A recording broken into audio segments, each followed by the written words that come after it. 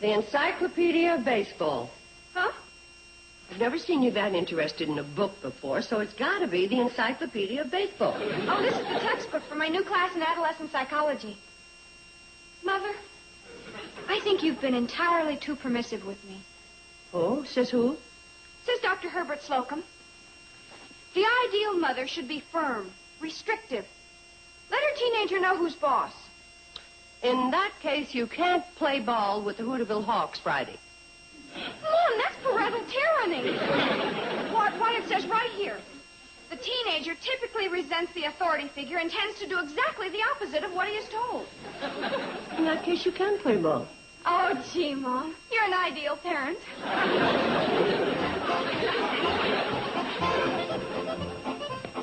Hey, Kate, where do you want your mail? Hi, boys. Just put it on the coffee table.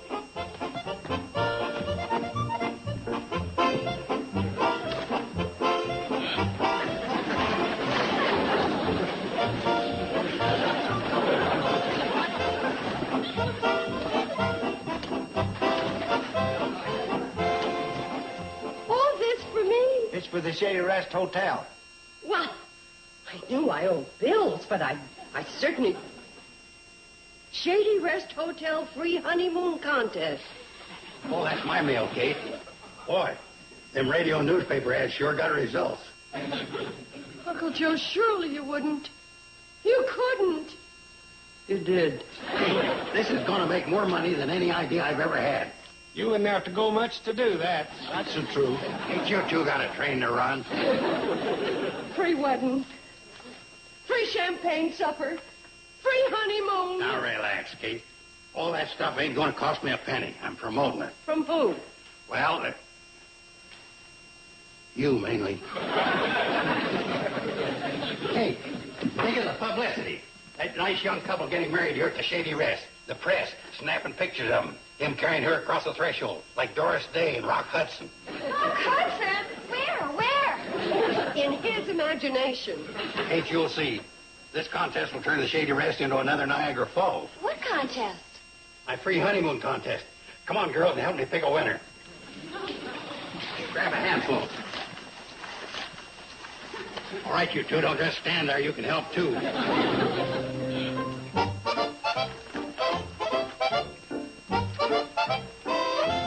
Kate, you're missing a real treat. Some of these letters would just break your heart. That's all my heart needs. Here's one that'll really break your heart. It's the bill for the radio announcements Joe bought. Ain't you two got a train to run? Well, you asked us to help you. Then help. Here's a good one. This couple even attached a box top. We would make the ideal couple because we eat crunchy pop fruit flakes. What about you, girls? Haven't you found a winner? I found a couple that are fair. I've got one that's pretty good. This is the most beautiful thing I've ever read in my life. What does it say? Well, these two kids, they're so in love and their families won't let them get married. Like Romeo and Juliet. Young lovers, torn from each other's arms by parental tyranny. They have to elope, and this contest is their one chance to have a nice wedding and a real honeymoon. Imagine them staying at the Shady Rest. They've just got to win, and they'll just love it here. Really, Joe, let me see that letter. I don't know if them kids is going to elope. Maybe we hadn't ought to get mixed up in it. Thing like that can get the sheriff down on you. This is the most beautiful thing I ever read in my whole life. Mom, it's so romantic. Oh, Mom, those two kids have just got to win. Read this part here again. That's what I get for letting women judge a contest. They always let their emotions run away with them. Right, Floyd?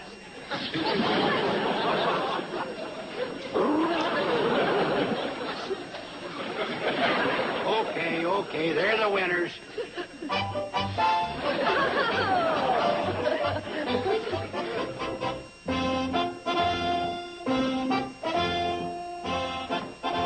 Well, the bridal suite's all ready. How's the cake decorating coming?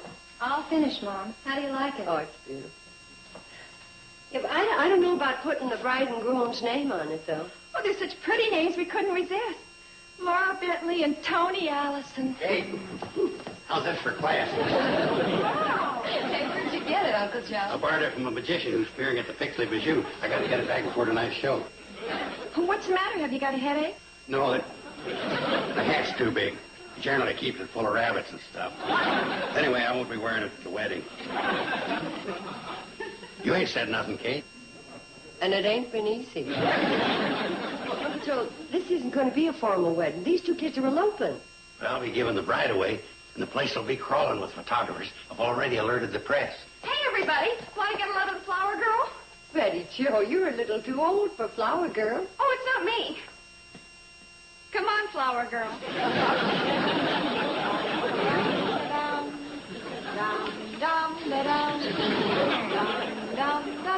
I think we'll do without a Flower Girl. If I take off his skirt, can he be a ring bearer? Nope. The train's coming. The honeymoon special. Laura and Tony are on it. Quick, everybody, down to the tracks. The press. Where's the press? Right here, Mr. Carson. Yeah. Hey, everybody. You ain't no newspaper reporter. Yes, I am. Mr. Drucker couldn't make it, so he deputized me. Come on, the train's putting their ends.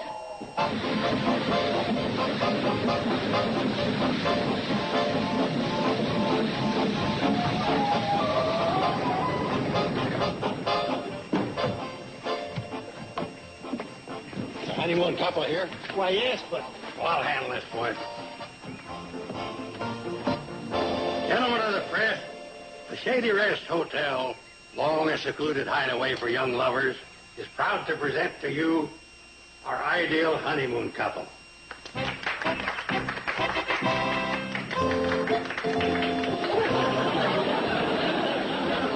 Laura and I sure want to thank you folks. This is the happiest day of our lives.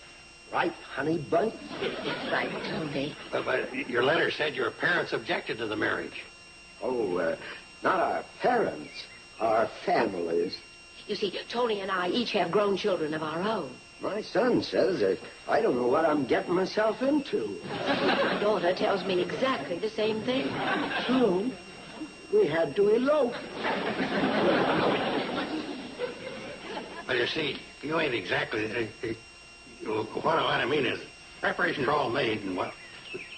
The preparations are all made for the most wonderful wedding the hotel will ever have. Welcome to the Shady Rest. Thank you. Thank you. Come on, girls. Start up. We go this way. Hello. Joe, ain't they a little old to be the ideal honeymooners? Well, I'll tell you one thing, they ain't Doris Day and Rock Hudson.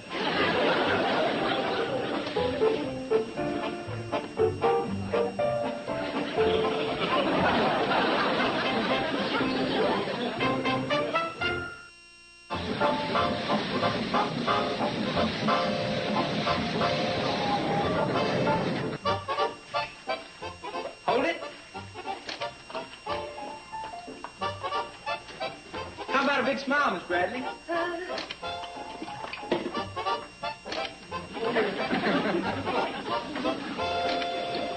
Yeah, that's enough for me. Wait for the others. Oh, that's all right, Miss Bradley. I need to practice.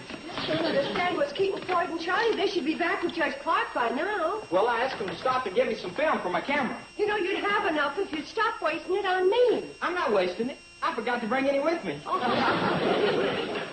about a big smile? Mom, the bride's almost ready. Billy Joe's putting the final touches on her cheese. On her what? On her hair. Eb, will you stop that? He doesn't have any film in that camera. It's good practice, though. Billy Joe tells me that you two are going to sing Oh Promise Me, so let's run over it, huh? Mom, maybe we better not do it. Yeah, you see, we thought Tony and Laura were a couple of teenagers, like Romeo and Juliet. So? So we had a kind of special arrangement. Well, Oh Promise Me. Let's hear it.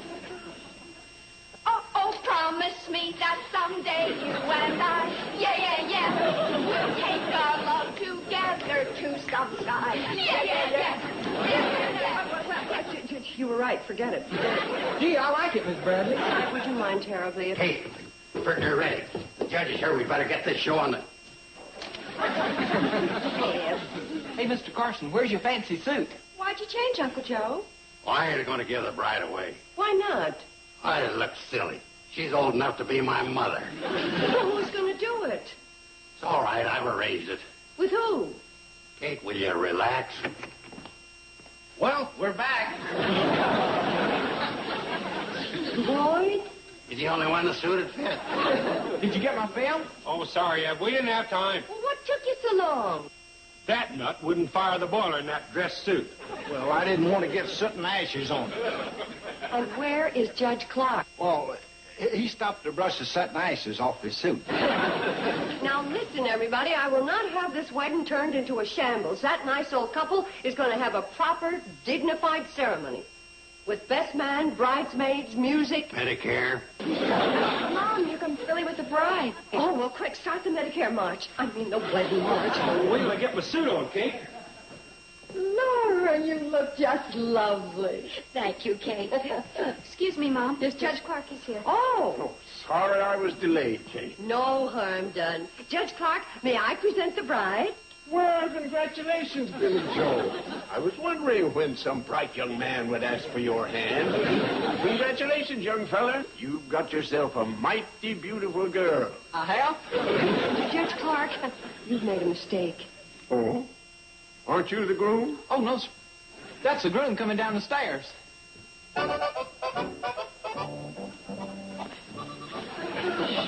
Kate? You a little low for Billy Joe? Judge Clark, let's start over from the top.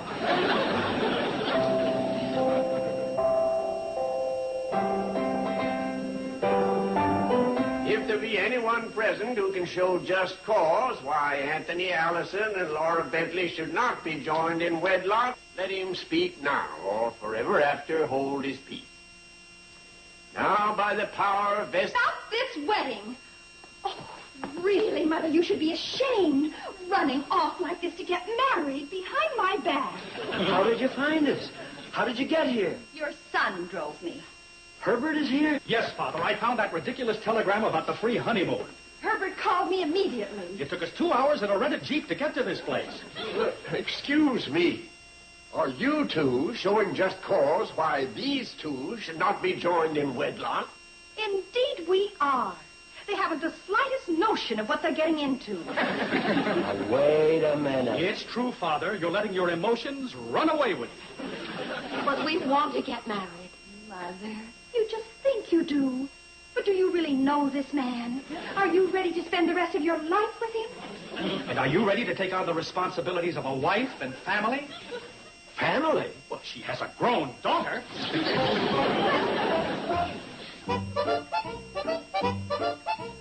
Sorry, kids. Mom, since there's not going to be a wedding, can I go to baseball practice? Sure. There you go, being too permissive again.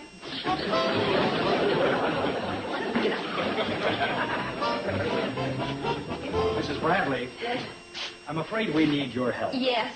My mother and Herbert's father are sitting on your front porch, and they refuse to budge. You can solve our problem simply by telling them they can't stay here tonight. As a hotel keeper, you have that right. I'm so humiliated. Mother's acting like a spoiled child. Oh, they're both behaving like adolescents. Then why don't you handle them like adolescents? I beg your pardon? Just tell them they can do whatever they please and leave without them. What? Listen. The adolescent typically resents the authority figure and tends to do exactly the opposite of what he's told.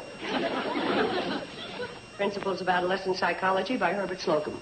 Oh, that's Dr. Slocum's new textbook. May I? Of course. They've just introduced this at the school where I teach. You mean you believe in this gobbledygook? Dr. Slocum is a world authority on psychology. Well,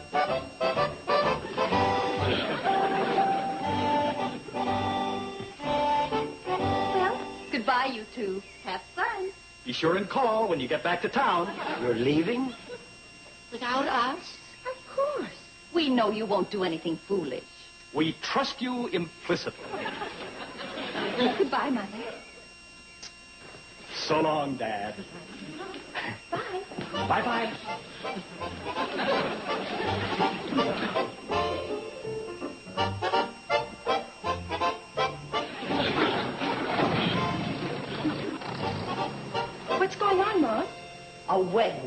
How soon do you think we can get Judge Clark back here? He's still here. The train hasn't left yet. What? By the time Charlie got Floyd to take off that fancy suit, the fire in the boiler went out. So then he had to take on water, get wood, build a fire. Mom! Now, you're crying because we're alone at last. No, because my Violet was so nice about all this, even when your son acted so hard-headed. Darling, your daughter was a bit of a troublemaker herself. Dearest, surely you could hear that your son was being outrageous. All I could hear was your daughter. Sweetheart, are you calling my daughter a loudmouth? Oh, lovey, I only meant that she does speak very loud. But what made them change their mind? Don't ask me to explain. All I can tell you is that adolescent psychology is a wonderful subject. How dare you call my daughter a blabbermouth? Maybe I should have taken a better look at your daughter. You might turn out to be just like her. What? Like daughter, like mother. Come on, you two. Judge Clark can marry you now. I wouldn't marry him if he was the last man on earth. And at the rate he's going, he may make it.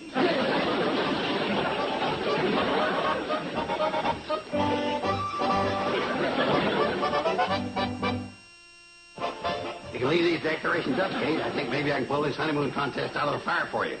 Uncle Joe, you're all heart. You got a date, Uncle Joe? Oh, well, in a way. I asked Laura to go out for a canoe ride with me on Ziffle's hog pond. You're going to court her? Oh, of course not. I'm just pretending to make Tony jealous. He ain't going to let her go out with no young, handsome lady killer. Comment. Is he still sitting out on the front porch pouting? I think so. Open the door, Bobby Joe. I'll give him a sample of my technique. Make him nervous.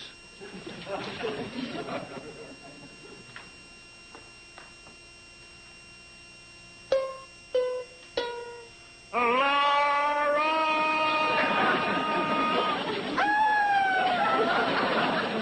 Uncle Joe, that was pretty good. That was the dog. Well, it was very good. Maybe you ought to take him with you. Like I told you, we aren't actually going. One look at me with his fiancée and that overaged Romeo. Oh, Mr. Carson, did I hear you start to serenade me? Indeed you did, lovely lady. Serenade which I will finish as we watch the moon come up over Ziffle's hog pond.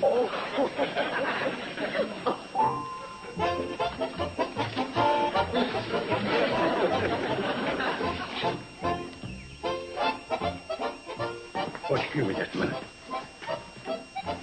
Don't wait up for Laura and me, Kate. There's going to be a full moon. There's no telling when we'll get back. Now, you behave yourself, Uncle Joe. Ha, ha, ha.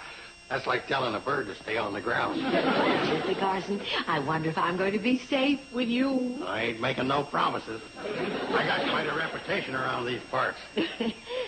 Shall we go? Well, if nobody objects. Oh, excuse me. Good night, Kate. Good night. Don't tell Tony I'm out with his girl. All right.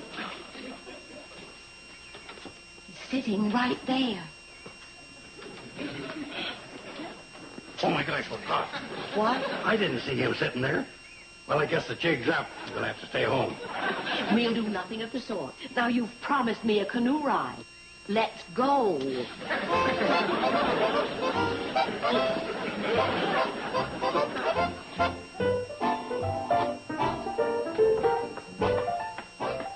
Mom, I don't think Mr. Allison's a bit worried about Uncle Joe being out with his fiancée. You don't? No, he's just sitting on the porch reading. He's worried. But, Mom, he's just sitting there calmly reading his paper. It's been dark for 2 hours. He's worried.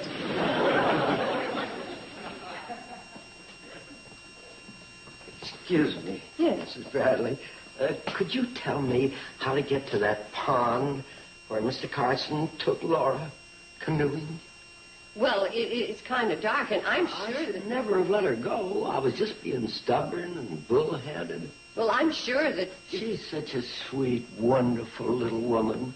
Mrs. Bradley, if you could get that judge back here, I want to marry Laura tonight. Really? Yeah. Kate! Oh. Well, for the fire that stove. What happened? We just got through the first chorus of the Indian love call. The canoe turned over. Are you all right? Yeah, she's all right. Let me give you some advice. Don't ever let her paddle a canoe for you. She was paddling the canoe? I was playing the ukulele. Really, dear, you never should have gone. Well, you never should have let me go. Well, what could I do? You were behaving like a schoolgirl. You weren't any better, pretending you didn't see us. Well, I couldn't stand to look with you flirting and carrying on. I was not flirting and carrying on. Oh, you certainly were. You are a born coquette. Go ahead, have your fling. But what's going to happen to you when you're old and gray? I am old and gray. You got an answer for everything, haven't You beast. I'm going home to my daughter. you? Okay, I'm going home to my son. Come on, Kate. We both need some sleep. Well, I sure could use some. Don't worry, Kate. I'll come up with another idea in the morning. There goes my sleep.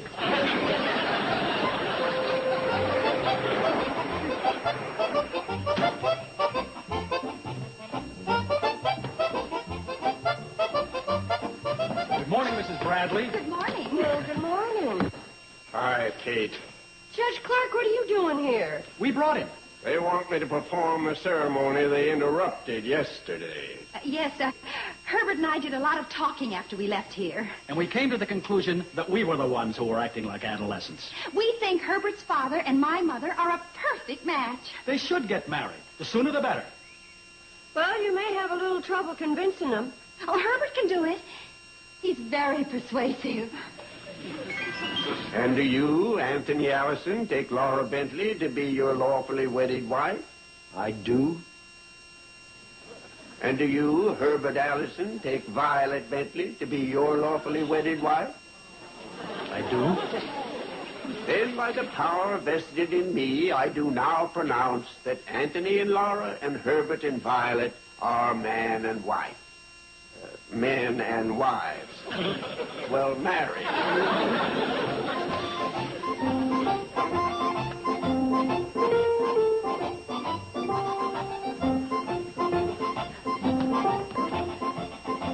You first, Mother.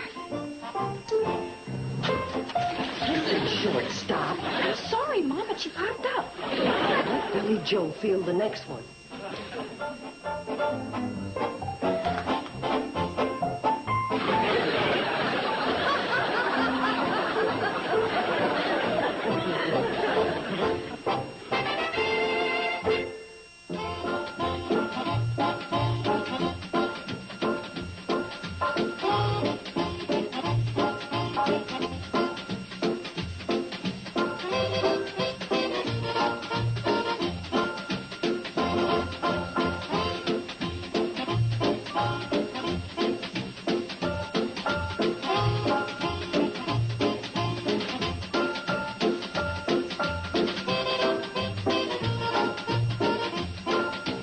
Petticoat Junction.